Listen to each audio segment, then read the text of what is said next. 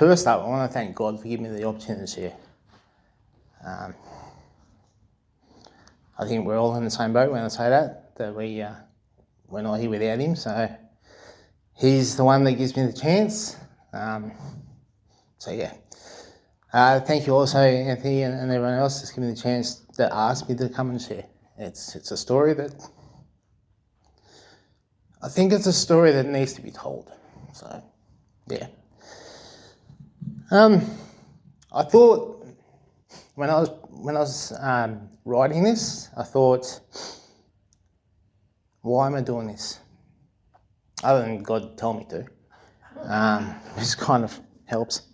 And I just thought, I want to encourage people. So my story, I wanted to encourage people here. That's the reason I'm doing this. I want to start with my testimony. So, some of you may have heard Dad talking before. He was in the bank. We got moved around a bit before I came along.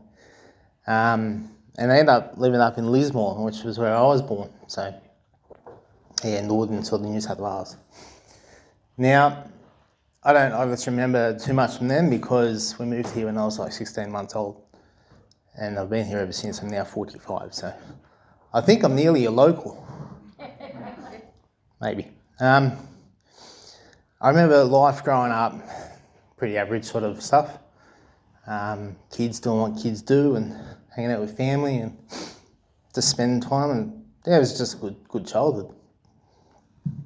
I remember coming to, I think it was about year 8, year 9, somewhere in there, it's a bit blurry. And I bounced around a bunch of different friendship groups at school, and I come across this group of mates who were pretty cool, I thought. And they kept nagging me to come to this church thing every Friday night.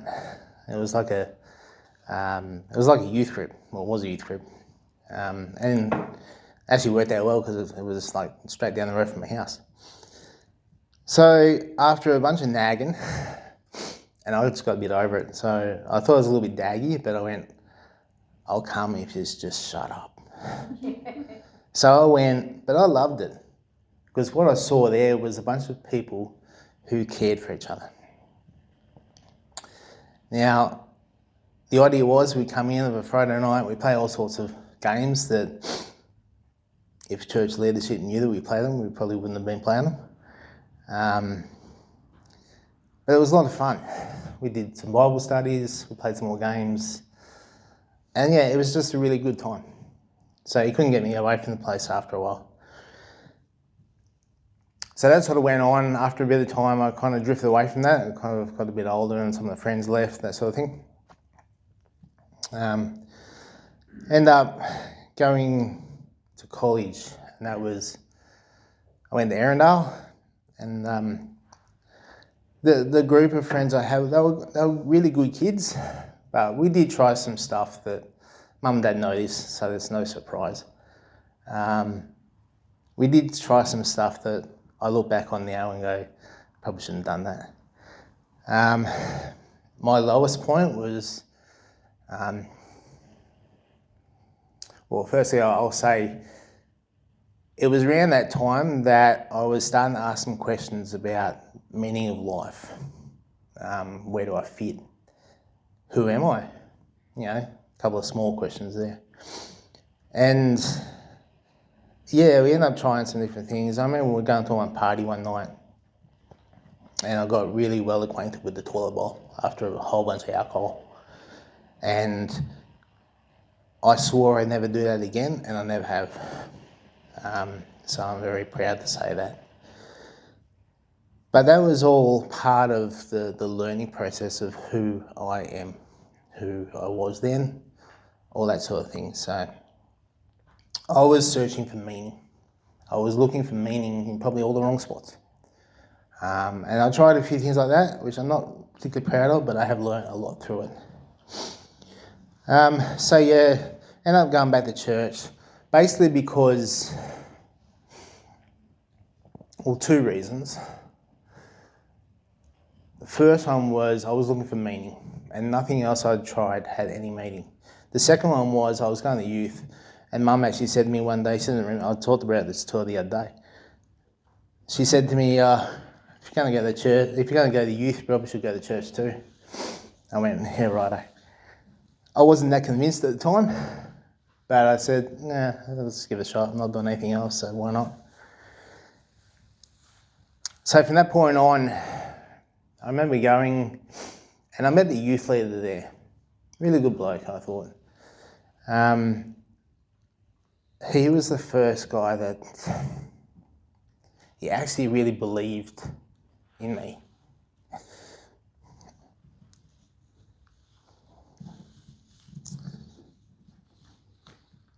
Yeah, so I went from the kid who was on the outside, who was the fringe person, who was the one that didn't really want the attention. And through spending time with him, through hanging out with him, next thing you know, he's got me leading all sorts of events, organising activities, running all sorts of stuff, mentoring young people. I was a church elder there for a while. I was doing all sorts of things because one person believed. Over a period of time, I hung around that for a while, and I had a really good group of friends, and it was great. It was a really good time, you know. Lots of very late nights, if sleeping at all, but a lot of fun. Over a period of time, we got married and had 3 amazing kids. And then, so for quite a long time, my faith was up and down, probably depended on who I was around at whatever time. I just got into the routine of life. You know, you work, you're paying mortgages, you're looking after kids, you're doing all that sort of normal stuff that everyone does. Over a period of time, I got sat down by the woman I had married, and she told me she wanted a divorce.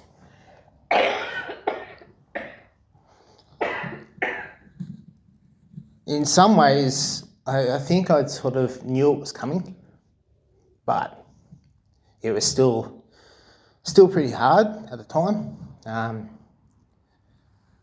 So as a man, I was thinking, I've got this all together. I'm doing the roles of a man, of a Christian man. I'm leading my family and going to church and doing everything I thought I was meant to be doing. And then I got hit with that news. So yes, felt very, very useless. I feel like I had failed. I felt like I had failed. I felt like I failed my family.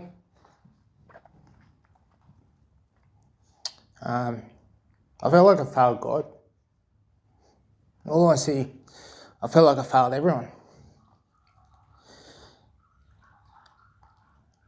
So that was coming into 2019 now.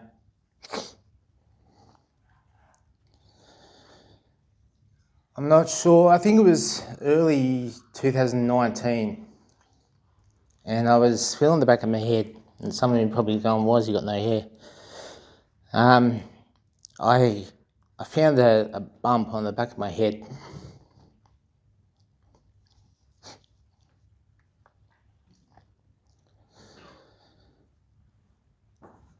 And yeah, so I went to the doctor. I said to him, what's going on? He said that he had a good look at it. He said it's a cyst. It should go away in a month or so. Righto. I trust my doctor. I still see him now. So basically what happened was I kept a real close eye on it for a month, and then it wasn't getting any smaller. It was actually getting bigger. So went back to him, and by this time he said it's out of his league. It's too big for him to look at. he actually sent me to a plastic surgeon. So I had the appointment, went over to see a plastic surgeon who was brilliant, and he said, yeah, we'll get you to come in and do some tests and stuff. Right then, a little thing called COVID decided to invade our lives. And so because of that, they shut down everything. They shut down all the, anything that was not life-threatening surgery. So I couldn't do anything. I had to just sit there and watch this thing grow and grow and grow. It was pretty gross. I was going to put a photo up, but I thought we've just had dinner, so you probably don't want to see that.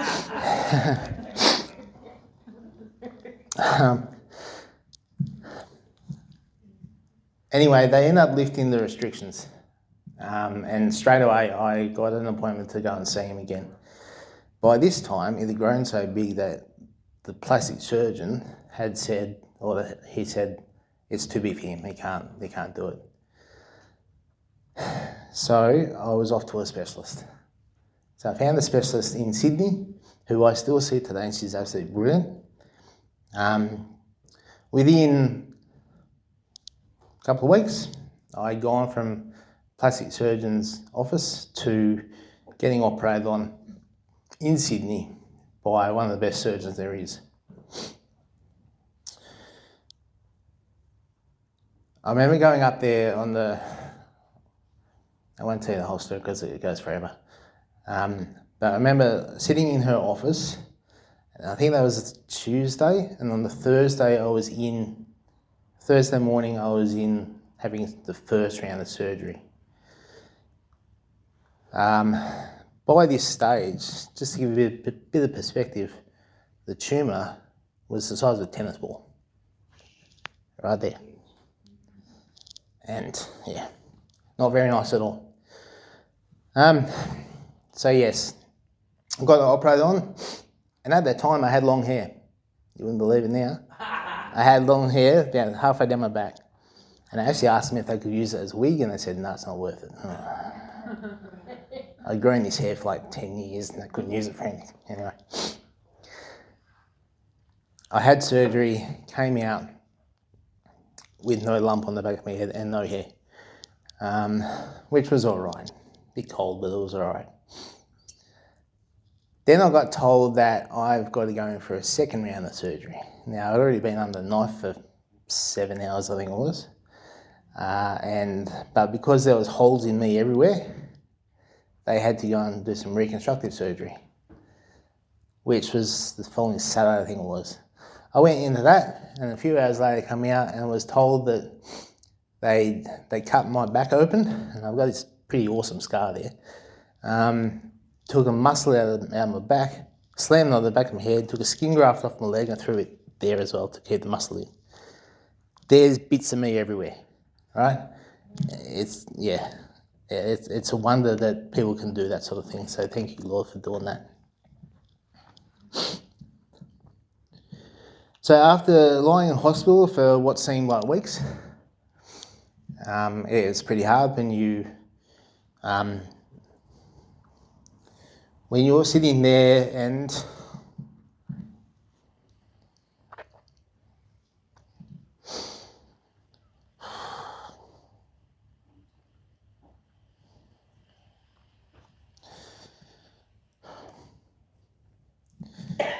yeah, when you sit there and the only people that are there, except for visitors, are someone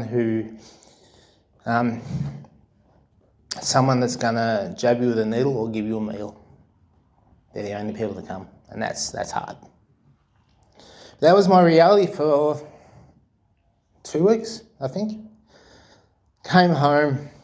After that, I was pretty well recovered. Still had drains and stuff hanging out of me everywhere. Heaps of doctor's visits, all that sort of thing.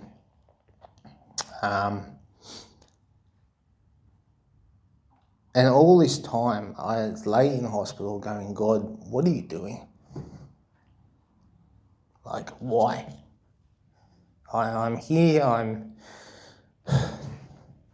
always just, except for that one night, I've always looked after myself. I've never really drank too much.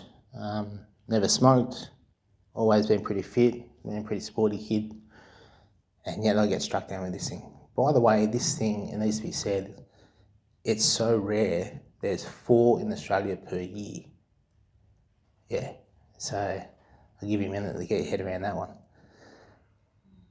There's more overseas just because the amount of people over there, but in Australia, 4 per year. So the specialists know not much about it. Anyway, came home and I just thought, God, why are you doing this? Like, what's the deal here? And I just felt him saying to me, you now have the chance to help others in your position. So my experience with cancer, and I think it's with anything, is that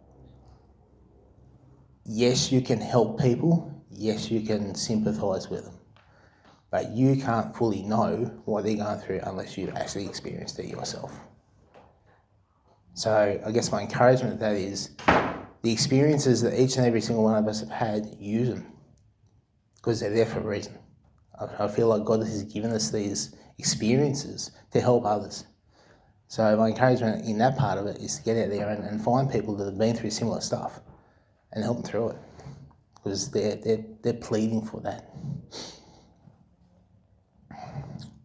So after a period of time, I was doing 4 monthly scans, still doing them now, and everything was going really well. Everything had been clear, no real problems at all, until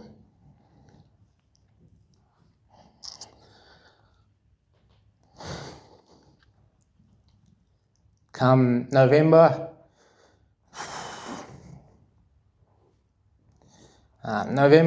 2022, I had the scan as normal and went up to see the surgeon, and she said there's cancer in one lymph node in my neck. So about a week later, I think I was back up there for another operation. So this number 3, right? I'm a bit over it by now. So while I was there, they took out a bunch of lymph nodes, but yeah, they tested and they only found it in one, so I kind of escaped that. But what that meant is another 6 weeks of radiotherapy. Now, life's hard enough without having to throw in lying on a machine every morning for 6 weeks while this thing buzzes around your head and you can't do anything about it. So as you can imagine, coming through that again, world fell apart. My world imploded again.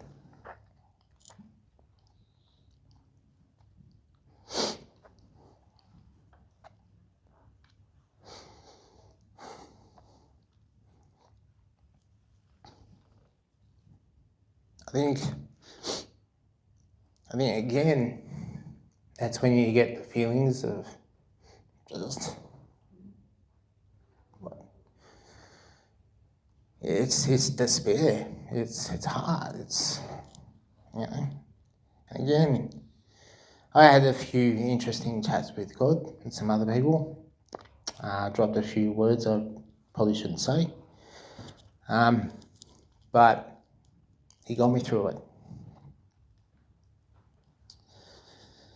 Returning home, came back, and after another long period of time, found that the marriage was dead.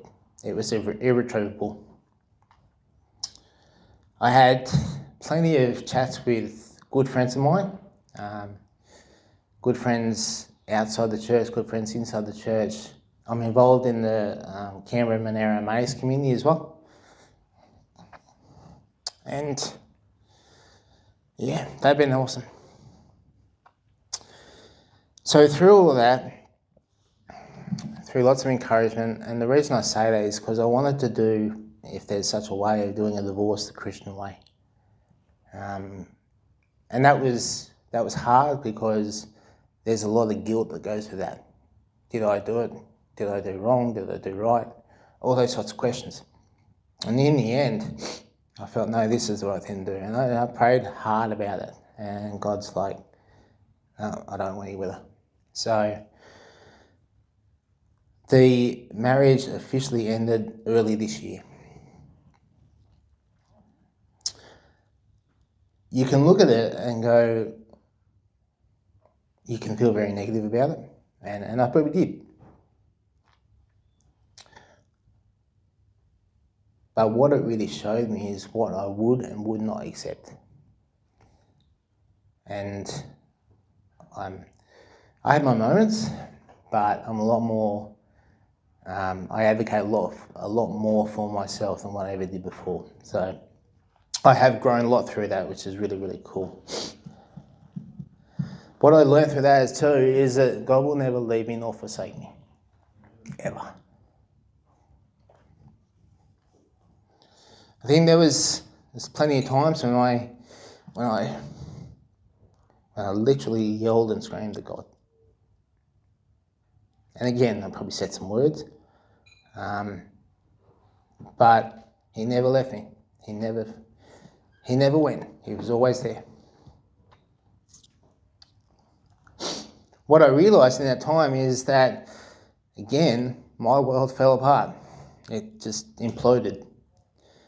So I thought, all right, if I'm going to do this, I need to do it properly. I need to give everything I have to my relationship with God.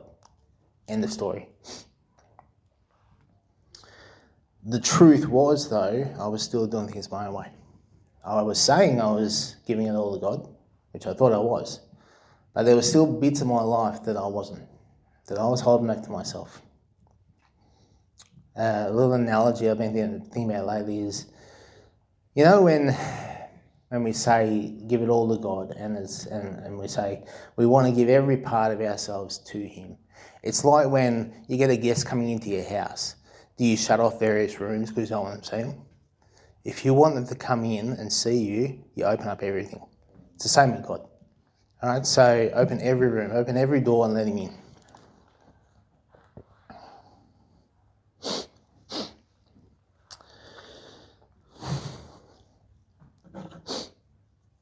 Now, through this time, I met an amazing, incredible, beautiful woman at the church I was going to. Now, because we were together for a long time, still amazing. She's my best mate.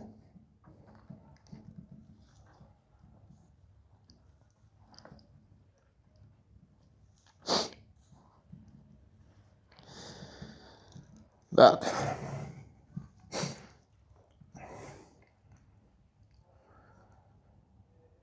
because I hadn't given it all to God, because we were learning sort of to go a lot deeper in Jesus, there were still some things we were doing our own way, and sadly it split up.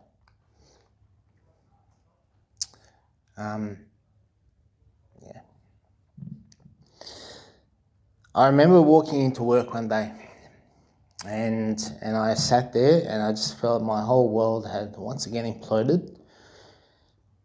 And I remember praying before that. I remember saying, God, do with me whatever you will. You may have read on the fly that there was the bold prayer. That was it. I said, God, do with me whatever you want. Take me apart, rip me apart, do whatever you like. Because what I'm doing now is not working. Now, I remember walking into a room that day at work, there's no one else around, and I sat at a table and I prayed and I cried. Now, first thing I said was, God, why are you doing this? And He said to me, you asked me to. Yeah, kind of, fair enough. And the second thing was, He said,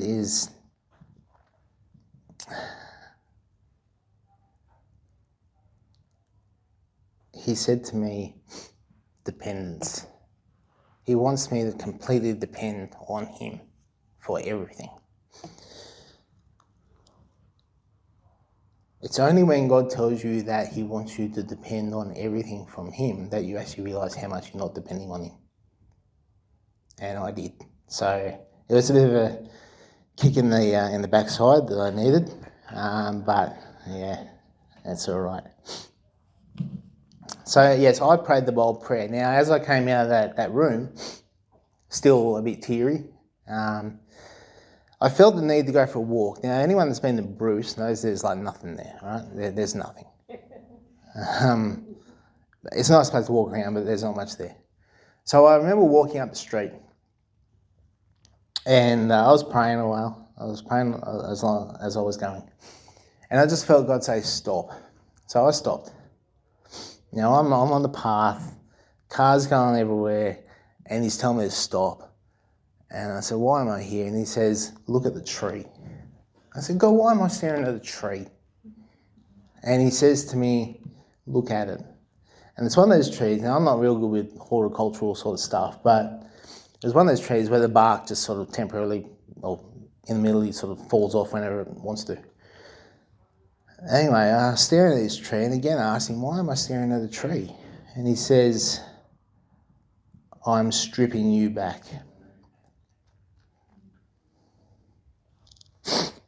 Now, from that moment, I realised that God actually wanted to work on me. The other thing I realised is that I had to let him. That's my encouragement to everyone here. Let God. Let go and let God. I know it's a phrase from years ago, a bit of a cliche, but let him do stuff because he wants to.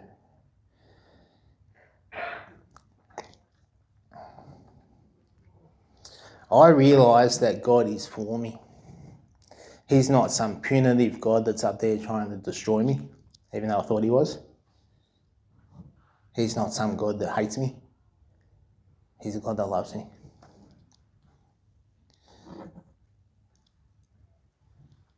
I want to encourage everyone here that I believe, and you mentioned this before, Michael, that go deeper. God wants us to go deeper. We have an amazing God who wants to have a relationship with each and every single one of us, but not just the surface level stuff that we feel we have. He wants it so much more. He wants you. He wants every part of you. He doesn't just want the bits that you want to give to him. He wants the good bits, the bad bits, everything. And that comes through complete, total, true surrender. Now, I said before about praying a bold prayer. It's one thing to say, yes, I'm happy to pray a bold prayer. Let me tell you, you're going to pray it, you better be ready for what's going to come. It's that whole thing of be careful what you pray for, because he might just do it. He did with me, but it's honestly the best thing that ever happened. The important thing is we've got to remember that he does it for our good. He's not doing it to destroy us. He's not doing this because he's sitting there staring at us, laughing at us. No. He does it because he wants to do it for our good. And I think we've got to believe that. I want to encourage everyone here that it's worth it. Press into God, because if we truly believe that what we have now is the extent of what God can give, think again, he's got so much more to give. It just means we've got to actually get out of the way and let him do it. I did. There's still some stuff I'm working on, but it's worth it. So get out of the way, let God be God. We're not, let him. I want to finish tonight with a quote that I heard probably a couple of weeks ago. Hands up if you've ever heard of Timothy Keller. Yep, cool. So the quote says, we never realise that God is all you need until God is all you have. I'm I'm going to say it again. I'm going to repeat that because I think it's important. And I want you to just reflect on those words. Just let it sink in.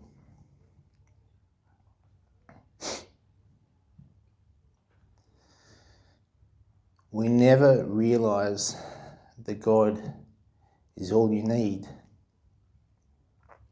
until God is all you have. Thank you.